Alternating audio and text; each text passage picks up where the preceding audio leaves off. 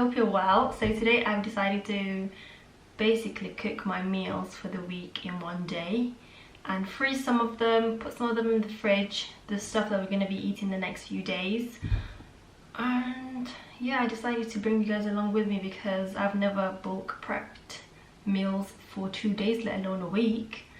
I'm very excited. I'm also a little bit nervous because I've never done this before. However, one thing I'm looking forward to is having all my cooking done today so that I have the rest of the week free from cooking, free from cleaning up after the cooking mess that I make. I make a lot of mess, by the way, when I cook. I don't know if anyone else is like that.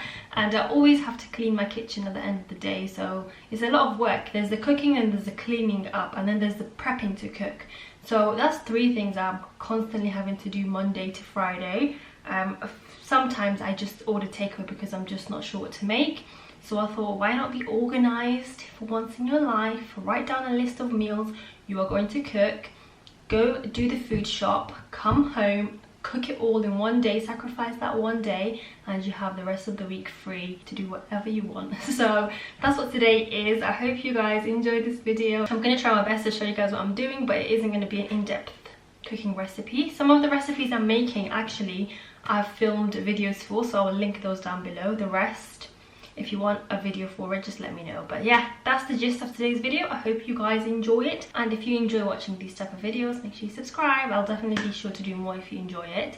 But yeah, let's get on with it. I start my cooking off with chopping so many onions, and I don't do it by hand, especially when I'm doing that many. I just use my handy dandy chopper. Honestly, this is the best invention ever, and if you don't use this to chop your onions, you really need to. So the base of most of my food is onion and garlic, but I like to chop the onion separate and then grate the garlic separately because I don't like them to go in the pan together. Does that make sense? Yeah, I like to caramelize my onions, then add the garlic after a bit. Now I'm cooking lamb shank. It's gonna be a soupy type of dish. I'll show you guys in the end, you'll see. But I've cleaned my lamb shank. I always wear gloves because I don't want any spices to stick on my fingers and then get in my nails, even though my nails are super short. I've grated a lot of garlic, and some of it will go into the lamb shank, some of it will go into lasagna sauce, some of it will go into the chicken curry. So for now, I'm just adding some spices onto the lamb shank. You guys saw the spices that I've laid out. That's everything that's going on the lamb shank as a rub, more than a marinade. And then the only thing I didn't show here is I've also added lemon juice and a little bit of olive oil just to help it stick onto the meat.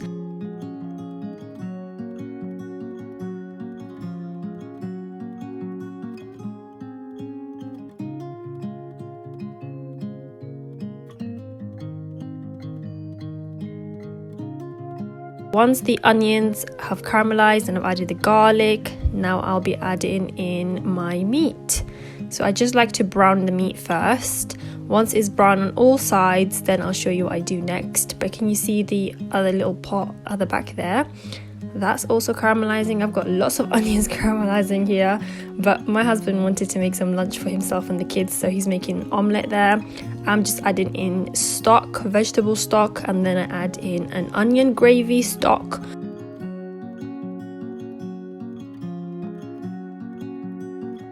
Then I add in hot boiling kettle water. I just want the vegetable stock and the onion gravy to dissolve, and then I'll add it into the slow cooker. But in the meantime, I've added some onions in that pot. That's going to be for the mincemeat for my lasagna.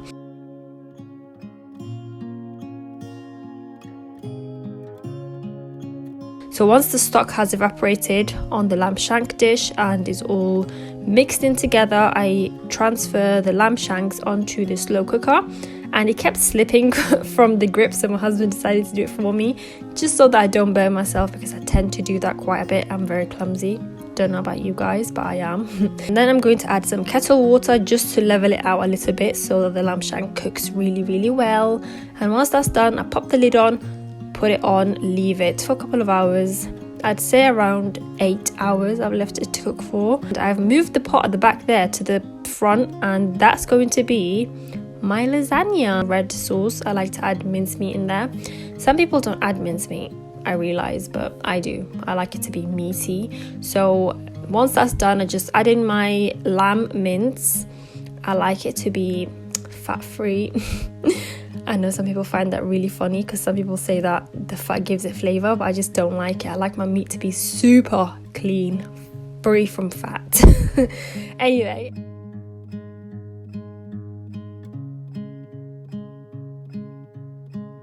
here I am showing you guys what my husband made for himself and the kids. And then we're going to move on to the chicken curry. And the chicken curry I'm making is a peanut butter chicken curry, which is delicious. So once again, the base was the onion and garlic. And as you can see here, I'm just finishing off my lasagna white sauce. Here I've chopped some mixed peppers and some potatoes. I add the potatoes onto the peanut butter chicken curry. Then once the potatoes are fully cooked, I add in the peppers last because I don't want that to be mushy. So once I've mixed all that up, I add my peanut butter. This is what I like to do when the potatoes go in. I don't like it to go in too early. So once that's done and I've mixed it up, I just close it, leave it to cook. As you can see from the back there, my lasagna sauce is done, my white sauce is done, just waiting for the chicken curry to be cooked. And the last little ingredient that goes into my red lasagna sauce is frozen coriander. I always buy my coriander fresh, then wash them, blend it and freeze it. I just find it to be so much more convenient because the fresh one always goes off on me no matter what I do. And then I will be layering up my lasagna. I don't cook my lasagna sheets. A lot of you guys do ask me when I share this on Instagram. You ask me why I don't do that and if it still comes out well, and I can in fact confirm it comes out very good, if not better. I used to waste so much time boiling sheets, and somebody actually on my Instagram told me to try fresh lasagna sheets. If that was you, thank you. I will do that next time. I can actually imagine it'll taste so much better than this. Anyway, this lasagna does taste amazing. So the trick is to just make sure that it's got a lot of sauce so that the sheets cook within the sauce, and I always cover it up for an hour before I leave it open, you know. So once the layering's done, the last thing I will be doing is adding cheese. I add a mixture of cheddar, mozzarella, and if I have red Leicester, I do that. The reason why I don't add cheese in between the layers is because my white sauce has a lot of cheese in it. And once that's done, I just add my cheeses and voila, it's done. I like to top it off with a bit of black pepper, mixed herbs and a tad bit of coriander, and that's it. That's my lasagna ready. Right guys, it is currently 7 o'clock. Kids are in bed. I thought I would wait till the kids are in bed and the rice has cooled down completely before showing you guys and before putting them into containers. So if you are using plastic containers, don't put food in there when it's piping hot. You have to let it completely cool down because there's some type of chemical reaction that happens between the plastic and the food. That's going to be in your food. So if you didn't know, just thought I'd let you know because my husband told me and I was like, what? Okay then. Anyway, here is my meal prep. If you are wondering what that on the left hand side is, it's a slow cooker.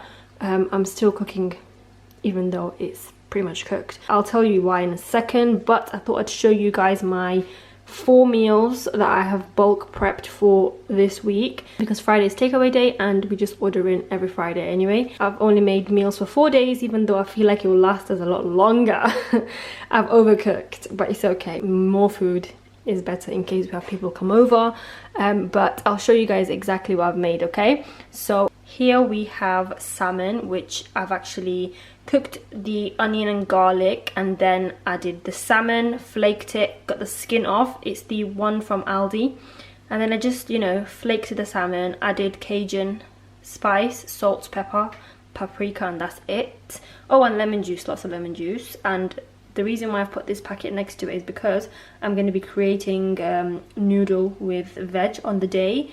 This is pretty much ready. You just put it on the wok, let it heat up, and it's ready. So I'm just going to steam veggies on the day and add this on top of the veg. And we're going to have noodles with the salmon. And here we have lasagna, and I'm about to put in the freezer because we're going to have this on Thursday. Then we have peanut butter chicken curry. There's so much in there. Honestly, it doesn't look like it, but there's a lot. This is a big container. I've definitely overcooked, but the peanut butter chicken curry we're going to be having with coconut rice. I've made a lot of rice as well. I'm going to freeze this one. So when you cook something on the day, you can actually freeze it and it lasts you a whole month. So be clever with your cooking, ladies. You don't want to spend hours and hours on the stove. And for the people that are a bit funny about, you know, freezing food and stuff, if you freeze it as soon as you've made it, it's fresh. Like, the nutrients are contained in the food and it lasts you for a long time. And I'll show you guys what's in here. It's my lamb shank that you saw me make earlier. I'll open it so you guys can see. Hopefully it doesn't get too steamy.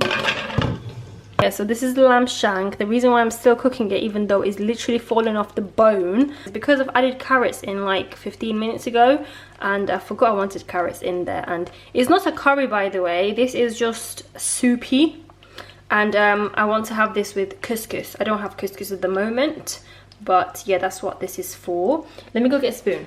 So as you can see, what I mean by soupy, it's like a broth type of, you know, and you can see the carrots have now fully cooked. There's my carrots. I've added in rosemary, a lot of rosemary, and I want to show you guys the one that's fallen off the bone. Oh yeah, it's that one there. Can you see that one? It fell off the bone, and oh my god, guys, look at that meat, please. Wow, literally so soft. Oh my god, I can't wait to eat this. If you've never had lamb shank, then you won't know what I mean by how soft it is, but I don't want to mash up the rest of it. But this one is still intact. The rest are intact. Can you see? Just about, but it's literally fallen off the bone as well. But yeah, there's the other one. This will be so good on a really cold winter's day. You could add potatoes, but I didn't want to add potatoes. I'm lying, I do want to add potatoes, but it's too late. Plus I just thought, oh, you already have potatoes in that curry there, you don't need potatoes everywhere, you know. But yeah, that's going to be with couscous, and this is going to be with one of these rice. Because I made too much, one of the rices is going to stay in the freezer till next week. And then I'm just going to take the rice out first thing in the morning, and it'll be defrost by evening time. Like, let it naturally defrost. This lasagna is going to go in there. Tomorrow we're going to eat, inshallah, this with, actually no, I'm lying. Tomorrow, inshallah, we're going to have this with couscous. And then the day after, we're going to have the noodles with the salmon. So the salmon and the lamb shank is going to stay on top of the fridge. But the curry, the rice and the lasagna, which we're going to be eating the last 2 days, so Wednesday and Thursday, these two items are going to be frozen. But yeah, that is me done with my meal prep. I just need to turn the slow cooker off, and that's me done. What do you guys think? Let me know. And if you'd like to see more of these, just so you can have some type of idea of what type of dishes to make for your family. Now, these are just dishes that my family, I know, will definitely eat. You know, I will try and shake it up every single week.